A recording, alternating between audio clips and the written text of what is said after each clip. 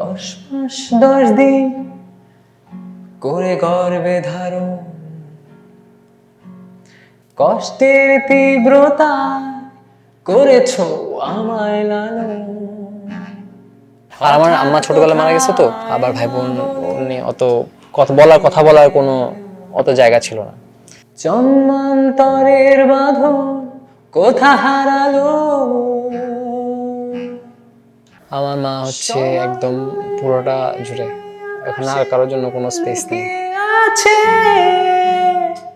খুঁজে দেখো পাবে দূর নক্ষত্র মাঝে, রাতে তারা আমায় কি তুই বলতে পারিস, কোথায় আছে কেমন আছে মন,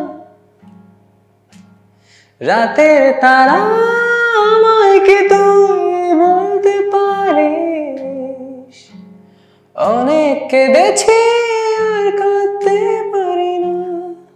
যদি আবার কোনো ইন্সপিরেশন নাই, যদি আবার পুরোপুরি আমার চিন্তা ভাবনা থেকে করা, আমার ভাবনা থেকে করা, আউট অফ নোয়ার, এটা আমি ভোর 4টা বাজে আমি ফজরের আজান দিতে একটু সময় নিচ্ছিল, আধা ঘন্টা 1 ঘন্টার সময়, তো আমি না ঘুমায় বসেছিলাম। মানে একটা সময় ছিল যখন আমি খুব টানা তাহাজ্জুদের নামাজ পড়তাম 1-1.5 বছর টানা, এখন একটু কমে গেছে, আমি দুঃখিত, হয়তো আবার কখনো করবো। তো আই ওয়াজ ওয়েটিং যে আধা ঘন্টা মতো সময় আছে যে ফজর আজান দিবে, তো আমি বসে বসে ভাবতেছিলাম যে জীবনে আসলে কি করলাম না করলাম, কি হচ্ছে আমার সাথে। আর আমার আম্মা ছোটবেলায় মারা গেছে, তো আবার ভাই বোন নিয়ে অত কথা বলার কোনো অত জায়গা ছিল না। সো আমার একটা অভ্যাস যে আমি নিজে নিজেই কথা বলতাম, আমার এটা হয়েছে উপর আল্লাহর কাছে সাথে কথা বলতাম। তো আমি তখন ভাবছি কি করতেছো, কি হচ্ছে না হচ্ছে, খুব আপসেট ছিলাম, আমার আম্মার কথা খুব মনে পড়তেছিল। মানে তুমি আসলে আমাকে পৃথিবীতে পাঠাইছো কেন, আমি সবসময় এইভাবে বলতাম, মানে তুমি আসলে চাও কি, কোনো তো কারণ আছে, আমি এখনো খুঁজে পাচ্ছি না কারণ। So that's how I got, মানে এরকম ভাবতে ভাবতেই আমার মনে হলো যে লিখি কিছু একটা, লিখার ইচ্ছা জাগছে যে লিখি কিছু একটা। আমার প্রথমে আগে লাইনটা যদি আবার দেখা হয় এটা মাথায় কাজ করছে, দেন আমি ওটা লিখছি, কোরাসটা আগে লিখছি, দেন আগে পরের লাইনগুলো পরে লিখছি। কিন্তু কোরাস লাইনটা যে যদি আবার দেখা হয় তোমার আমার, এই লাইনটা আমি একটানা লিখছি 15 থেকে 20 মিনিট সময়, এর মধ্যে আবার শুরু করছি, রেকর্ডও করে রাখছি পজ দিয়ে দিয়ে, ওইটাই এখন গান হয়ে গেছে। এখন যদি আপনার যেটা একটা জায়গা আছে আপনার কাছে হয়তো পুরোটাই আমার জীবনে, আমার মা হচ্ছে একদম পুরোটা জুড়ে, ওখানে আর কারোর জন্য কোনো স্পেস নেই।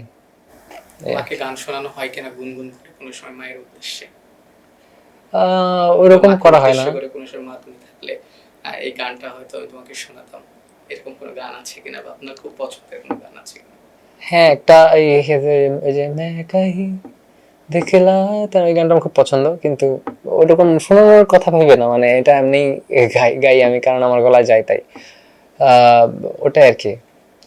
গান নিয়ে আমি আসলে আমি যা গান করতাম, আগেও গান করতাম, নিজে নিজে গুনগুন যা করতাম, এখনও সেই গুনগুন করেই আমার জীবনটা পার করতে চাই। এখানে আমার আহামরি করে মনোনন্দন করে কোনো কিছু চাওয়ার মতো কিছু আসলে নাই, আমি চাই না। আমার চাওয়া ছাড়াই আমি যা পাই গেছি, আপনি নিজেই বলেন আমাকে। আমি নিজেও পার্সোনালি আমার নিজের প্রোফাইলে কোনো কিছু কোনো গান কখনো শেয়ার করতে বলে আমার মনে হয় না, তাও আবার ইউটিউব থেকে খুব ভালো গান এটা বলে। হ্যাঁ, এই জন্যই আমি এই জায়গায় একটু আসলে নিজের কথা ভাবছি দেখেই আমি মানুষকে বলতে দিচ্ছি যে আচ্ছা আমি স্পেশাল। আমি যদি বলে দিই স্পেশাল, তখন দেখবেন একজন বলবে হ্যাঁ হ্যাঁ না, মানুষ তো ইমপারফেকশনে ভরা, আর আমি ইমপারফেকশনের একটা বড় এক্সাম্পল।